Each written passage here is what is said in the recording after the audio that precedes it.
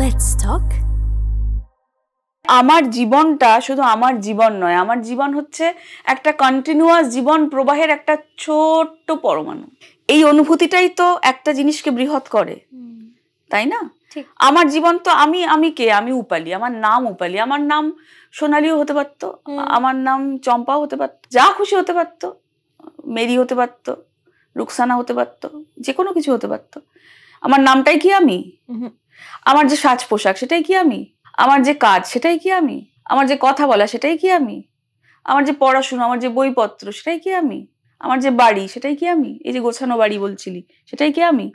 আমি কে? আমি কিন্তু একটা অনন্ত জীবন প্রবাহের একটা ছোট্ট কণা। এই অনুভূতিটাই হচ্ছে আমাদের জীবনের একমাত্র খোঁজ, এবং এই অনুভূতির কাছে যত যেতে পারবো তত মানুষ মুক্ত হবে, তত মানুষ ধন্য হবে, তত মানুষ কৃতজ্ঞ থাকবে প্রত্যেকটা মুহূর্তে। সারা দিন ধরে যে নিঃশ্বাস প্রশ্বাস পড়ছে, নিঃশ্বাস নিচ্ছি, আমরা কি বুঝে নিচ্ছি?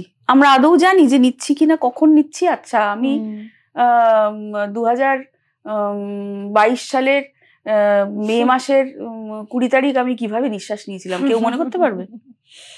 বা আজকে সকালবেলা আসার সময় আমি কিভাবে আমি না এইভাবে নিঃশ্বাস নিয়েছিলাম কেউ মনে করতে পারবে?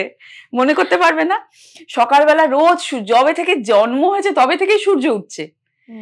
আমি কোনোদিন মনে করতে পারবো আলাদা করে? হ্যাঁ, আমি কবে মনে করতে পারবো যে গোয়ায় গেছিলাম, সমুদ্র ডুবেছিল, ওই আমি ইয়েতে গেছিলাম, সান্দাকফু গেছিলাম, সমুদ্র তখন সূর্য উঠেছিল, সমুদ্র ডুবেছিল না, সূর্য ডুবেছিল সমুদ্রে, তারপর সূর্য উঠেছিল। ওই আমি দিন হিসাবে আমি জায়গাটাকে মনে করতে পারছি, কিন্তু অ্যাকচুয়ালি কিন্তু সূর্য আজও উঠছে, কালও উঠছে, সারা অনন্তকাল ধরে উঠে যাবে।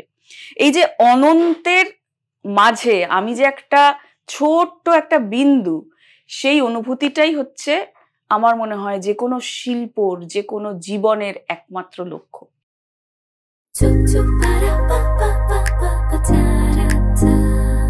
Let's talk.